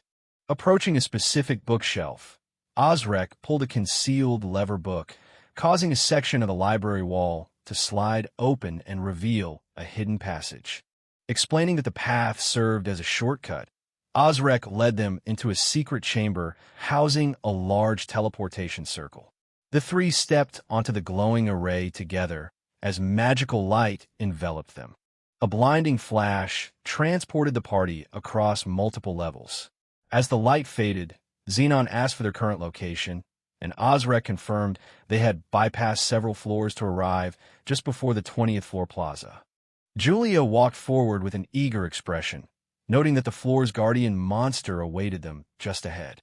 Stepping into a grand stone hall, another massive blue spell array flared to life across the floor. A colossal, hideous tree monster, an elder Trent, erupted from the glowing circle, its multiple red eyes glaring down at the intruders. Osrek gasped in terror, identifying the creature as an elder Trent and shouting that the guardian had been merely a lower-tier giant Trent during his previous visit. Julia stepped forward unbothered, declaring the escalation was not a problem. Osrek panicked, warning that an elder Trent required multiple S-rank adventurer parties to subjugate, insisting that even with her help, they stood no chance. Julia smirked, asking why he assumed she required assistance, asserting that she was more than capable of handling the threat alone as she drew her blade. The elder Trent thrashed its massive, razor-sharp wooden roots downward in a crushing assault. Julia vaulted effortlessly over the descending roots, leaping across the thrashing wood in midair before landing directly before the creature's trunk. She swung her sword with maximum force, landing a heavy slash directly against the tree titan's bark. Sparks flew from the contact, but the trunk remained completely undamaged. Julia landed gracefully, noting that the monster possessed impressive durability. Osrek shouted from behind, explaining that the creature's bark was as hard as forged steel, arguing that physical blades could not damage it, and urging them to retreat for magic support. Without warning, thick wooden roots burst from the floor beneath Julia, entangling her ankles and wrapping tightly around her torso. The roots constricted around her body, lifting her off the ground toward the monster's maw. Zenon shouted in alarm for his sister's safety. Trapped in the wooden coil, Julia's red aura exploded outward with violent force as she invoked the 5th form of her Shadow Flame style. Julia activated Shadow Flame Black Armor, incinerating the surrounding roots in a burst of dark red fire that condensed around her body into a full suit of glowing flame armor. Zenon watched in awe, recognizing the legendary defensive technique. Enveloped in her flaming armor, Julia assumed a low combat stance and invoked the 1st form, Shadow Flame Sword Dance, coating her long sword in dense, roaring fire. The Elder Trent thrashed its remaining branches down in a desperate strike, but Julia dodged out of the strike zone. Sprinting directly up the falling branches like a crimson shadow, she wove through the incoming root strikes with effortless grace. Vaulting high above the elder Trent's head, Julia raised her blazing blade with a fierce battle cry. She brought her sword down in a cataclysmic slash of crimson fire that cleanly bisected the colossal elder Trent straight down its center. As the two burning halves of the tree titan crashed onto the stone floor, Julia sheathed her blade, remarking that steel alone could never halt her strike. Osrek yelled a desperate warning as a hidden, creeping root snapped up from the floor, binding tightly around Julia's ankle. Surging roots wrapped around her body once more. Julia smiled calmly, noting that plant-type monsters would continuously regenerate unless every single cell was burned away. As the roots began encasing her in a thick wooden cocoon, Zenon prepared to intervene, calling out her third style form. Recognizing the impending heat, Zenon grabbed Osrek by the arm and sprinted backward into the corridor, yelling for the guide to hurry. Trapped within the wooden shell, Julia's eyes flared with crimson light as she unleashed Shadow Flame Explosive Burial. An explosive inferno of red-hot flames erupted from the cocoon, completely incinerating the chamber in a massive fireball as Zenon and Osrek dived clear of the doorway. Hitting the hallway floor outside, Zenon noted that Julia had deliberately detonated the room to completely ash the monster and prevent its regeneration. Julia walked calmly out of the lingering red smoke, stepping into the corridor unharmed and casually asking if they were ready to proceed. Osrek stared in absolute disbelief, muttering that it was incredible she had slain an elder Trent entirely on her own. Zenon analyzed her technique internally, reflecting that the Shadow Flame style represented the absolute peak of offensive power within the Duskool lineage. He recognized that while it consumed vast amounts of energy, its destructive potential was unmatched on the continent. The trio resumed their trek through the vast marble halls of the lower level. Arriving at the 20th floor, they searched through rows of ancient, dust-covered bookshelves until Zenon pulled a specific tome from a high shelf, announcing with excitement that he had located the Book of Yuan. Julia approached, stating that their remaining objective was to eliminate the monster responsible for cursing Osrek's wife. Osrek agreed, confirming that this was the exact floor where the encounter had occurred. Julia asked if monsters were confined to gateway plazas, and Osrek explained that the specific creature was a rare roaming exception, suggesting they search the surrounding corridors. While searching the quiet aisles, Zenon inspected an ancient volume on a shelf, noticing a peculiar cover illustration depicting warriors battling an immense entity. Zenon flipped through the pages, realizing internally that the text held deep significance as a dark, oppressive pressure suddenly filled the library aisle. Zenon and Julia drew their swords instantly, standing guard in front of Osrek as a heavily armored gray and crimson knight, a high-tier invader monster, emerged from the shadowy stacks. Osrek pointed a trembling finger at the creature, shouting that this was the exact monster that had cursed his wife. Zenon dropped into a low combat stance, gripping his sword as his purple eyes glinted with sharp resolve, declaring that it was time to hunt the monster. Raising his sword, Zenon declared that it was time to take down the monster. Julia immediately shouted for Noah to stay back, leaping past him with her red flame-cloaked blade to engage the threat herself. The black-armored invader swung its massive, dark-red broadsword through the air, releasing a sweeping arc of dense energy toward her. Julia raised her weapon to block, but the sheer force of the impact sent her flying backward across the marble floor, crashing into stone pillars in a cloud of dust. Struggling back to her feet among the debris, Julia gritted her teeth in disbelief at being overpowered, realizing that prolonging the battle would prove fatal. Leaping across the elevated library balconies at high speed, Julia wrapped herself in roaring crimson flames, launching an airborne surprise attack from behind the monster. She brought her blade down with full force, but the invader casually raised its armored arm and blocked her strike head-on without flinching. Shockwaves rippled through the air from the collision. Observing from near Osrek, Zenon noted internally that he could barely track her movements, yet the creature had blocked her full-power strike effortlessly. Julia thrashed against the monster's guard, eventually disengaging and skidding backward across the floor. Slapping her fist onto the tiles, Julia invoked the second form of her Shadow Flame style, Shadow Flame Vortex, summoning a roaring pillar of red fire directly beneath the invader. Osrek watched from behind a pillar, expressing hope that the fire would work. Zenon remained doubtful, and through the swirling flames, the invader casually severed the vortex with a single sweep of its massive blade. Julia leaped into the air to avoid the counterslash, diving downward with her blade pointed at the monster's helmet, shouting that she had found an opening. Her sword struck the helmet directly, but the impact produced no damage, leaving the invader completely unscathed as Julia gasped in frustration.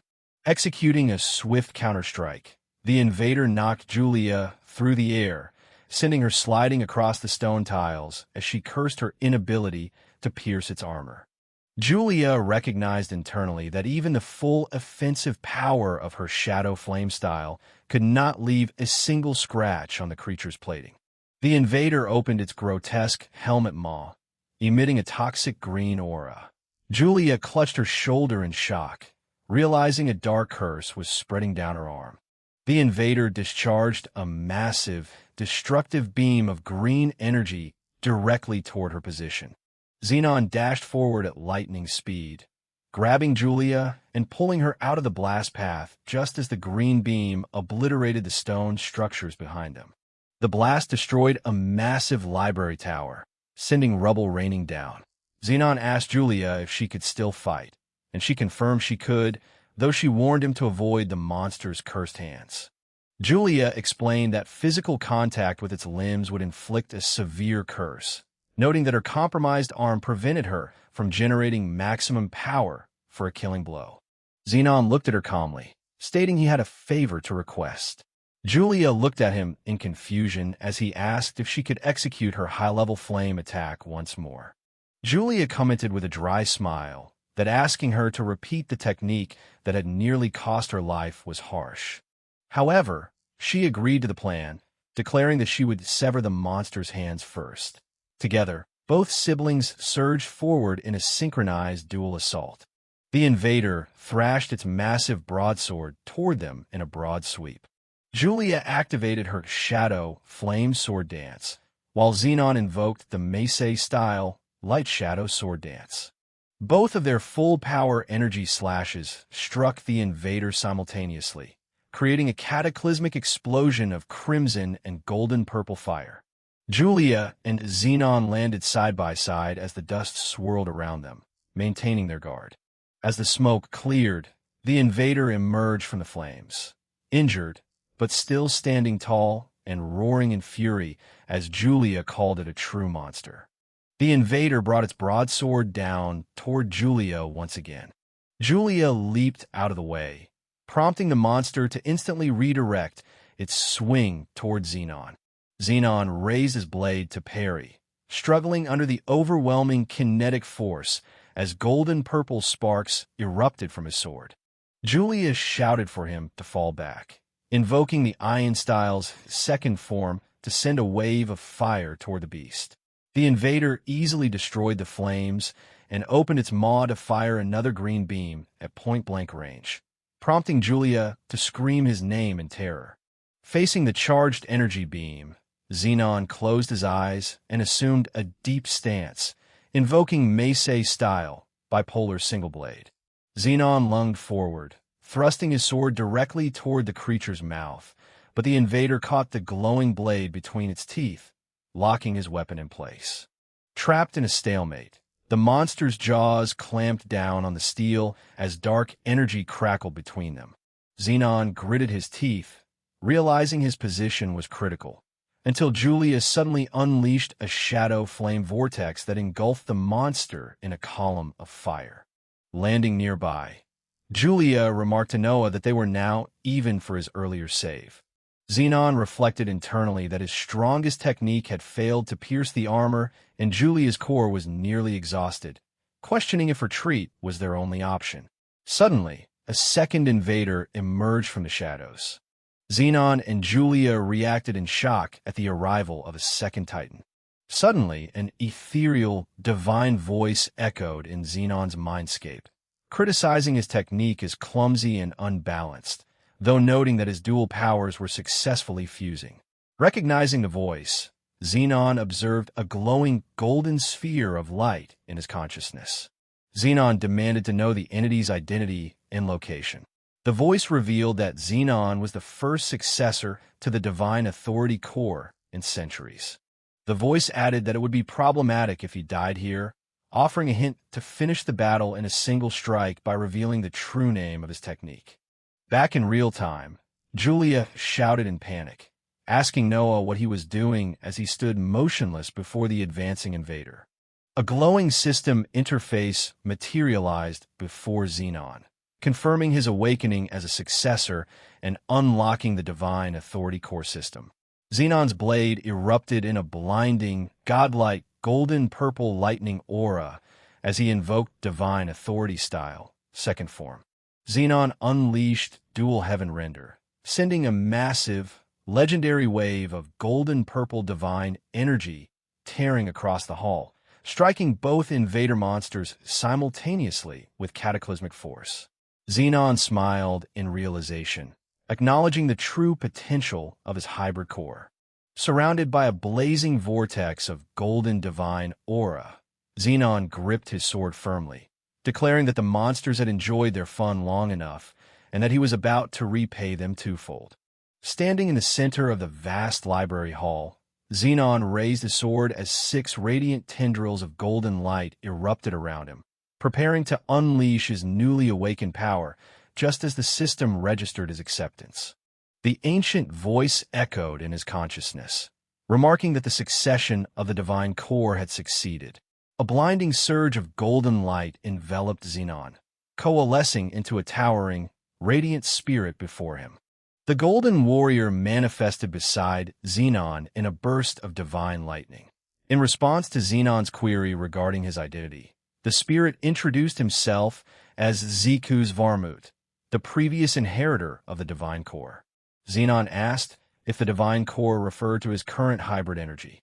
Zekus looked toward the advancing invader monsters, dismissing both creatures as nothing more than defective products. Zekus explained that during the Age of Gods, invaders arrived from an outside realm, recalling how the gods had originally granted humanity the divine core to repel the alien threat. Zekus lamented that humanity ultimately lost the ancient war due to petty internal rivalries, surprising Zenon with the revelation of human infighting. Zekus revealed that rival martial schools had assassinated him out of fear of the divine core supremacy, splitting the power in two to prevent its resurrection and giving rise to the flawed mana cores and holy cores. Zenon realized that mana cores and holy cores were originally 2 halves of a single unified power. Zekus confirmed his deduction, explaining that possessing both cores allowed Zenon to inherit the true divine core. Zenon asked whether Zekus could have defeated the invaders had he not been betrayed. Zekus answered with absolute conviction, stating he would have wiped out the entire invasion force. Zenon reflected internally that mastering this unified divine power would grant him the strength to rewrite his tragic future. Zekus cautioned him that his current divine core level remained insufficient, instructing him to seek out formidable opponents to push the core to its absolute limit. Zenon offered a confident smirk, assuring the ancient spirit that refining the power was precisely his intention. Zekus smiled in approval, telling him to begin by eliminating the immediate threats before them as 6 brilliant wings of golden energy burst from Zenon's back. Gathering the golden aura along his blade, Zenon faced the lunging invader monster, declaring that he would cut the beast down. Zenon swung his sword, unleashing 6 sweeping blades of divine light that tore through the library aisle, scattering heavy volumes and stone debris. The light technique, Twin Heaven Violent Rip, manifested 6 manipulable light blades that shifted between offense and defense. The golden currents shredded through the monster's armor as it struggled to defend itself. Osrek gasped in shock, recognizing that the light technique resembled the force that had severed his own arm. The golden blades swarmed around the monster, cutting deeply into its physical form. Zenon declared that the tide of battle had turned, closing the distance instantly to drive his light-infused blade directly into the creature's chest, causing it to roar in agony. Calmly noting that one target was eliminated, Zenon severed the monster's head, sending its helmet flying across the floor as the headless torso collapsed. The second invader monster opened its maw, gathering a massive green energy beam. Julia shouted for Noah to dodge as the monster discharged the toxic blast straight toward him. Zenon unleashed a wave of golden aura, constructing a radiant light shield that absorbed and deflected the entire green energy beam without yielding an inch. Zenon stood completely unharmed behind his golden barrier, causing Julia to gasp internally in shock at his ability to withstand the direct hit. Zenon announced that it was time to finish the second target, swinging his blade to release a massive pillar of divine light that completely disintegrated the remaining invader. As the creature collapsed, a system notification confirmed the target's elimination, leveling up his divine core to rank 2 and unlocking the 5 colors Eye of Holy Darkness ability. A message from Zekus appeared, commending his success and encouraging him to put his newly awakened power to proper use. Zenon clenched his fist in satisfaction, reflecting on the nature of growing stronger through real combat and gaining new martial techniques. Osrek ran over in utter disbelief, asking if Noah had truly slain both high-level monsters. Julia inspected the mutilated remains on the floor, confirming that the creature was undeniably dead. Examining her own arm, Julia observed that the green curse marks had dissolved completely, stating that the malady had been lifted. Julia informed Osrek that his wife's curse should now be broken as well, bringing tears of relief to the guide's eyes as she suggested they return to the city. Approaching Noah, Julia remarked that she still found it difficult to believe he had held a mere 2-star rank until recently. Julia asked him directly where he had acquired such an extraordinary technique, causing Zenon to hesitate. Noticing his silence, Julia accepted his secretiveness, explaining that conventional martial arts were categorized into distinct mana core styles. She enumerated the known styles: the foundational magic sword style, the offense-oriented shadow flame style, the speed-based shadow thunder style, and the deceptive deep darkness style. Julia stated that Noah's light technique belonged to none of those recognized schools, asking what he was truly concealing before offering a light-hearted smirk. Walking past him, Julia smirked, stating she anticipated the day they would face each other in the succession battle for their respective cores. Sometime later, back in the corridors of the Duskool estate, Zenon walked alongside the knight Kyle, holding the green volume. In response to Kyle's inquiry, Zenon confirmed it was the Book of Eternity, which he intended to trade to Eve for information. Pushing open the doors to Eve's quarters, Zenon found the room completely trashed. A battered Cease informed him that while he was away on a mission, Eve had been forcibly abducted. Cease revealed that Skull was responsible, explaining that a surviving servant had witnessed the attack, confirming Skull had kidnapped Eve to interrogate her regarding Noah. Zenon smirked darkly, confirming internally that Skull had indeed been the mastermind behind both the assassins and the poison. Zenon stated calmly that their path was simple. They would rescue Eve immediately. Kyle expressed alarm, asking if Noah intended to directly oppose Lord Skull. Zenon grinned menacingly, replying that opposing him sounded too balanced, declaring that what was about to begin was one-sided retaliation. Cease stepped forward, announcing he would join the assault to rectify his failure, startling Kyle with his sudden decision. Kyle urged them to delay until proper troops could be assembled, but Cease refused, stating they lacked the time. Looking resolutely at his blade, Zenon asserted that the swordsmen of the Duskool family did not break, regardless of the enemy's numbers. Accepting their resolve, Kyle stood at attention. Zenon instructed him to guard the house until their swift return. Kyle bowed deeply, acknowledging the order with absolute obedience. He declared with complete devotion that he would protect the estate with his life. Flanked by Cease, Zenon strode forward down the corridor, declaring that it was time to storm Skull's domain.